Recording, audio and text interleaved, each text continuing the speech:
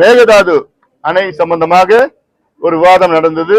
அந்த இறுதியாக ஒரு தீர்மானத்தில் என்னன்னா, வருகின்ற ஜூலை 2, 3, 4 இந்த 3 நாட்களில் என் தலைமையில அத்துணை விவசாய சங்கங்களும் சேர்ந்து ஒரு நடைபயணம் பில்லிகுண்டு, தர்மபுரி மாவட்டம் பில்லிகுண்டிலிருந்து பூம்புகார், நம்முடைய மயிலாடுதுறை மாவட்டம் டெல்டா பகுதியில் பூம்புகார் வரைக்கும் 3 நாள் நடைபயணம் மேற்கொண்டு ஏன் கர்நாடக அரசு மேகதாது அணையை கட்டக்கூடாது என்ற ஒரு விழிப்புணர்வு, ஒரு அழுத்தம் ஏற்படுத்த நாங்கள் இதை திட்டமிட்டிருக்கின்றோம்.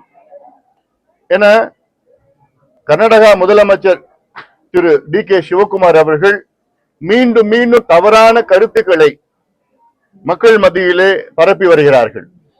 அவர் சொன்ன கருத்து என்னன்னா, இந்த மேகதாது அணை தமிழ்நாட்டுக்கு தான் அதிகம் பயன்பெறும்னு ஒரு கருத்தை சொல்றார், தவறான கருத்து.